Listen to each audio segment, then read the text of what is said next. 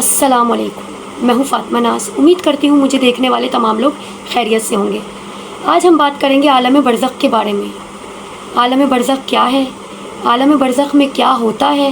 اس کے معنی کیا ہیں؟ عالم برزخ کے معنی ہیں پردہ کے، یعنی دنیا سے بھی پردہ اور آخرت سے بھی پردہ۔ اصل میں انسان کی جو زندگی ہے وہ 3 حصوں پر مشتمل ہوتی ہے۔ ایک دنیا کی زندگی، دوسری برزخ کی زندگی اور تیسری آخرت کی زندگی، جو کبھی نہ ختم ہونے والی زندگی ہے جی۔ اور مرنے کے بعد قبر میں جو کچھ بھی ہوگا وہ اللہ تعالیٰ نے قرآن کریم میں اور احادیث نبوی وغیرہ میں بڑی وضاحت کے ساتھ بیان کر دیا گیا ہے۔ میں اس کو بس مختصر بیان کرنے کی کوشش کروں گی کہ میرے تمام بہن بھائی جو دنیا کی رنگینیوں میں غفلت میں ڈوبے ہوئے ہیں ان کو میرا یہ میسج پہنچے، میں اپنی بات سے ان کو کچھ سمجھا سکوں، کچھ ان کو یہ بتا سکوں کہ ہم کن گمراہیوں میں مبتلا ہیں، اور اللہ پاک ہم سب کو ہدایت دے۔ بس میری یہی کوشش ہے کہ میں یہ سب آپ کو وضاحت کے ساتھ تھوڑی بتا سکوں۔ تو جو مرنے کے بعد کیا ہوتا ہے، جب ہر بندہ اپنے موت کا وقت مقرر کر آیا ہے، ہر ایک کا موت کا وقت مقرر ہے، تو نہ اس میں کوئی زیادتی ہو سکتی ہے اور نہ اس میں کوئی کمی آ سکتی ہے۔ جس کا جو وقت لکھ دیا گیا ہے اس کو اپنے مقرر وقت پر موت آئے گی۔ اور جب موت کے فرشتے حضرت اسرائیل علیہ السلام بہت سارے فرشتوں کے ساتھ تشریف لاتے ہیں، ہماری روح قبض کرنے کے لیے آتے ہیں، تو کیا ہوتا ہے، تو جو نیک وکار ہوتا ہے، مومن کی روح ہوتی ہے، ایک نیک بندے کی روح ہوتی ہے، اس کی جو روح ہے وہ بہت آسانی سے نکل جاتی ہے۔ یعنی وہ بندہ اپنی موت تو خود دیکھ سکتا ہے، مگر اس کو اس وقت اگر زندگی میں اس نے اچھے کام کیے ہوتے ہیں، کلمہ پڑھا ہوتا ہے، کلمے کی حالت میں ہوتا ہے، وہ اس نے زندگی بھر نماز اور روزے میں گزاری ہوتی ہے، عبادت میں گزاری ہوتی ہے، تو اس کے منہ سے خود بخود کلمہ رواں ہو جاتا ہے، اور وہ ان فرشتوں کو دیکھ کے جو کہ رحمت کے فرشتے ہوتے ہیں بالکل نہیں گھبراتا۔ جبکہ اس کے برعکس اگر کوئی کافر کی، کوئی گناہ گار کی روح ہوتی ہے تو اسے ایک ہیبت ناک فرشتے نظر آتے ہیں اور وہ اسے بہت سختی سے اس کو دیکھتے ہیں اور اس کی روح قبض کرتے ہیں، اور وہ اپنی موت کا تماشا اپنی روح قبض ہوتے اپنی آنکھوں سے دیکھ رہا ہوتا ہے، اور اسی طرح اس کی روح قبض کی جاتی ہے۔ اور اگر جو نیک ہوتا ہے اس کی روح سفید کپڑے میں، خوشبودار کپڑے میں لپیٹ کر آسمانوں کی طرف لے جاتے ہیں، اور اگر کوئی گندی گناہ گار کی، کافر کی روح ہوتی ہے اسے کالے کپڑے میں، گندے کپڑے میں، بدبودار کپڑے میں لپیٹ کر آسمانوں کی طرف لے جاتے ہیں۔ یہاں روح اور جسم کا تعلق کچھ دیر کے لیے الگ ہو جاتا ہے، ختم ہو جاتا ہے تھوڑی دیر کے لیے۔ اب یہاں پہ بس مردے کے ساتھ وہی معاملات ہو رہے ہوتے ہیں، اس کو دفنا دیا جاتا ہے، اور جو روح ہے وہ تھوڑی دیر کے لیے الگ ہو جاتی ہے، وہ آسمانوں کی طرف چلی جاتی ہے۔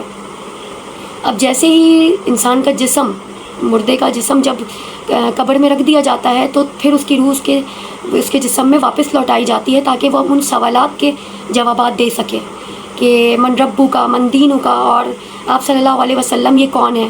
اگر کوئی نیک ہوتا ہے، کوئی نیکوکار کی روح ہوتی ہے تو وہ ان سوالوں کے جواب بہت آسانی سے دے دیتی ہے، اور اگر کوئی گناہ گار ہوتی ہے تو وہ اسی مرحلے میں ناکام ہو جاتے ہیں۔ اور پھر اس کو، اگر کوئی نیک ہوتا ہے تو وہ اللہ تعالیٰ کے حکم سے اس کو جنت کی کھڑکی اس کی قبر میں کھول دی جاتی ہے، اور قبر اس کو اپنے اندر اس طرح چپٹا لیتی ہے جیسے ایک بچہ اپنی ماں کی گود میں محسوس کرتا ہے۔ اور اگر کوئی گناہ گار کی روح ہوتی ہے تو قبر اس کو اس طرح جکڑ لیتی ہے کہ ایک پسلی دوسری پسلی سے جا ملتی ہے۔ اللہ اکبر، اللہ اکبر، اللہ پاک ہمیں ہدایت دے بس۔ اور بس یہی ہوتا ہے، اس کے بعد پھر اس پر، گناہ گار کی روح پر عذاب نازل ہونا شروع ہو جاتا ہے، قبر سے ہی اس کے اوپر عذاب شروع ہو جاتا ہے۔ اب یہاں لوگوں کا سوال ہوتا ہے کہ جسم تو مٹی میں مل گیا اور روح تو نکل گئی، تو کیا جو روح کو عذاب ہو رہا ہے تو کیا جسم اس کو محسوس کرتی ہے؟ جی بالکل، روح اور بدن کا تعلق کبھی ختم نہیں ہوتا۔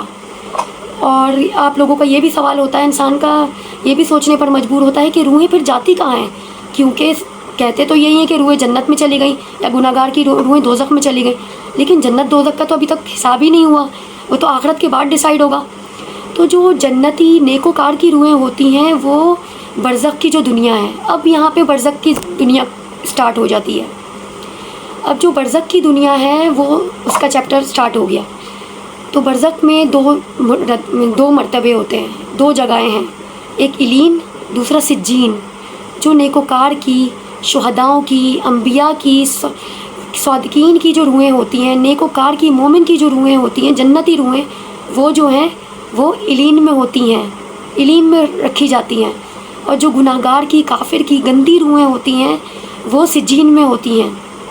یہ دو اس کے رتبے ہیں۔ اب یہ ہے، اب جو نیکوکار کی روحیں ہیں، جنتی روحیں ہیں، وہ علین میں ہیں۔ اب علین کس طرح کا ہے؟ علین ایک باغ کے نما ہے، باغ کے نما، ہریالی نما، اس طرح۔ اب وہاں تمام روحیں آپس میں، جنتی روحیں جو ایک دوسرے کو جانتی ہیں، پہچانتی ہیں، وہ وہاں آپس میں ملاقات کرتی ہیں، آپس میں ملتی ہیں، ایک دوسرے کے حال دریافت کرتی ہیں، اس طرح وہ لوگ رہتی ہیں۔ اور اسی نسبت سے مجھے آپ صلی اللہ علیہ وسلم کا ایک واقعہ یاد آیا۔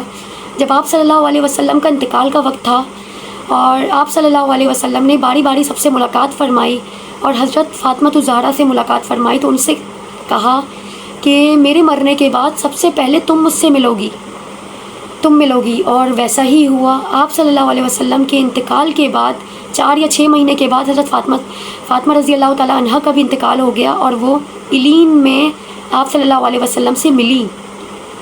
تو جتنی بھی نبی، انبیاء کرام، صحابہ کرام اور صالحین ہیں، شہداء ہیں، ان سب کی روحیں بھی علین میں موجود ہوتی ہیں، اور جو گناہ گار روحیں ہوتی ہیں وہ سجین میں ہوتی ہیں، تو ان پر ان کا عذاب سجین میں ہو رہا ہوتا ہے، اور جو عذاب علین سجین میں ہو رہا ہوتا ہے، اس کی تکلیف، اس کا درد، اس کا عذاب قبر میں مردہ بھی محسوس کر رہا ہوتا ہے۔ اور ایسے ہی وہ لوگ، اور علین میں لوگ کیسے رہ رہے ہوتے ہیں؟ علین میں مردے ایک دوسرے کا انتظار کر رہے ہوتے ہیں، اپنے پیاروں کو یاد کر رہے ہوتے ہیں، اور اگر ان کے کوئی جاننے والا، کوئی رشتہ دار فوت ہو کر علین میں آ جاتا ہے تو وہ اس سے اپنے پیاروں کا حال دریافت بھی کرتے ہیں کہ ہمارے گھر والے کیسے ہیں، وہ ہمیں یاد کرتے ہی نہیں کرتے، اور ہمارے گھر میں فلاں فلاں وہ کیسے ہیں، سب کیسے رہتے ہیں۔ تو پھر وہ جو مردے ہوتے ہیں وہ ایک دوسرے کو بتاتے ہیں کہ نہیں تمہارے تو فلاں کا انتقال ہو گیا ہے، اور نہ تو کیا وہ نہیں آیا علین میں، تمہاری ملاقات نہیں ہوئی۔ تو پھر ان کو پتہ چلتا ہے کہ اوہ افسوس، وہ سجین میں ہوں گے، ان پر شاید عذاب ہو رہا ہوگا۔ اس طرح سے مردے آپس میں رہ رہے ہوتے ہیں۔ اور ایک بات میں یہاں اور بتا دوں کہ مرنے کے بعد بھی انسان دوسروں کے رحم و کرم پر ہو رہا ہوتا ہے۔ جیسے کہ ہمیں دنیا میں ایک دوسرے کی ضرورت ہوتی ہے، مرنے کے بعد بھی ہمیں ایک دوسرے کی ضرورت ہوتی ہے۔ ہمارے والدین کو، ہمارے پیارے جو آپس میں جن کا انتقال ہو چکا ہے، ان کو بھی، وہ بھی ہماری عبادتوں کے، ہمارے صدقات کے رحم و کرم پر ہوتے ہیں کہ کاش کہ اگر ہم نیک ہیں، جنت میں ہیں، علین میں ہیں، تو کاش کوئی ہمارا پیارا ہم پہ صدقہ کرتا ہے، ہمارے نام سے کوئی حج عمرہ کرتا ہے، ہمارے نام سے کوئی عبادت کرتا ہے، ہمیں اصالِ ثواب کرتا ہے۔ تو وہ لوگ رحم و کرم پر ہوتے ہیں ہمارے کہ ہم ان کو کوئی عبادت کریں، ہم ان کو کوئی اصال کریں۔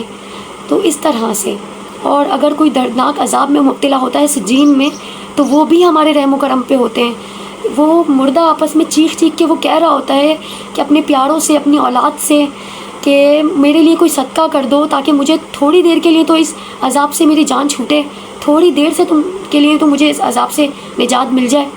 تو انسان چیخ کر اپنے لیے دعائیں کر رہا ہوتا ہے، کہ اپنے گھر والوں سے فریاد کر رہا ہوتا ہے کہ مجھ پر کچھ صدقہ کر دو، میرے نام سے کوئی میرے لیے اصال ثواب کر دو۔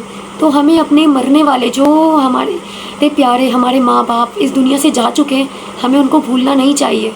وہ ہمارے رحم و کرم پر ہیں کہ کاش ہماری اولاد ہمارے لیے کچھ پڑھ کے بخش دے اور ہمارے مرتبے بلند ہو جائیں۔ اور جو لوگ شہداء ہیں اور جو لوگ انبیاء ہیں، صادقین ہیں، ان سب کی روحیں تو وہاں ہیں ہی۔ تو جو اب یہاں پہ یہ ایک لوگوں کے دل میں سوال ہوتا ہے کہ جو لوگ جل کے مرتے ہیں یا حادثاتی موت ہوتے ہیں، جن کو ہم شہداء کہتے ہیں، نو ڈاؤٹ شہداء زندہ ہیں، تو جن کو کیا وہ لوگ بھی ہمارے رحم و کرم پر ہوتے ہیں؟ تو رحم و کرم پر تو نہیں ہوتے، لیکن یہ کہ وہ اللہ تعالیٰ نے شہداء کو جو رتبہ دیا ہے وہ تو ہے ہی جنتی، تو وہ تو ہے ہی، نو ڈاؤٹ وہ تو ہے ہی زندہ۔ شہداء کہتے ہیں شہداء زندہ ہے، تو لیکن ہمیں ان کے لیے بھی پڑھنا چاہیے کہ اب کہتے ہیں نا اسٹیپ بائی اسٹیپ بندہ جنت میں جاتا ہے۔ تو اگر شہداء جو ہیں یا کوئی بھی ہمارے جاننے والے وہ جنت میں ہیں، تو ہمیں ان کے لیے بھی پڑھ کے بخشنا ہے کہ کیا پتہ وہ ہماری دعاؤں سے ان کو جنت الفردوس عطا ہو جائے۔ تو ہمیں اپنے پیاروں کو بھولنا نہیں ہے، ہمیں اپنے پیاروں کو دعاؤں میں یاد رکھنا ہے، اور ہمیں خود ہمیں قبر کے عذاب سے ڈرنا چاہیے، بچنا چاہیے۔ قبر کا عذاب، ابھی ہم یہ سوچ لیں کہ ہم یہ عارضی دنیا ہے، اس دنیا میں ہر بندہ یہ سوچتا ہے کہ زندگی ایک بار ملی ہے، اس کو اپنے طور پہ جی لو. بے شک آپ اس کو اپنے طریقے سے جی سکتے ہیں، لیکن برزخ کی زندگی کا کیا کریں گے؟ برزخ میں کیا کریں گے؟ اللہ تعالیٰ جب ہمارے گناہوں کی سزا ہمیں دے رہا ہوگا تو ہم کیا کریں گے؟ اس وقت ہم صرف فریاد کریں گے، اللہ سے توبہ کریں گے، ہم گڑ گڑائیں گے اللہ سے کہ اللہ تعالیٰ تو ہمیں بس بخش دے. لیکن اس وقت توبہ کا کوئی فائدہ نہیں ہوگا. اس وقت توبہ کے تمام دروازے بند ہو چکے ہوں گے. صرف اس وقت امتحان کی گھڑی ہوگی. جو ہم نے عمل کیا ہے وہی ہمارے ساتھ جائے گا. آپ صلی اللہ علیہ وسلم کی ایک قول تھا کہ وہ آپ نے فرمایا کہ انسان کے ساتھ صرف 3 چیزیں جاتی ہیں. مرنے کے بعد انسان کے ساتھ 3 چیزیں جاتی ہیں. ایک اس کا عمل، دوسرا اس کے گھر والے، اور تیسرا اس کی دولت، جس میں سے 2 چیزیں واپس لوٹ کر آ جاتی ہیں. انسان کی دولت، اس کے گھر والے واپس لوٹ کر آ جاتے ہیں، لیکن مرنے والے کے ساتھ صرف اس کا عمل جاتا ہے. جو اس نے دنیا میں کیا ہوگا اس کا عمل ہی اس کے ساتھ جائے گا.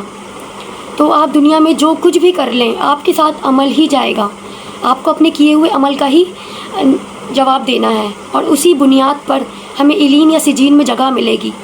میری بات کو سنیے گا، غور کیجیے گا، اور ابھی سے آپ کے پاس زندگی ہے، یہ فیصلہ ہے، آپ کے پاس یہ وقت ہے، ابھی اپنی زندگی کو بدل لیجیے. تھوڑا سا اپنی زندگی کو ابھی اللہ تعالیٰ کے مطابق جی لیں گے نا، تو یقین جانیے وہ نہ ختم ہونے والی زندگی میں پہلے تو آپ قبر میں سرخرو ہو جائیں گے. قبر کے عذاب سے اسے سوچ کر ہی میرا دل کانپ جاتا ہے کہ قبر میں کیا ہوگا.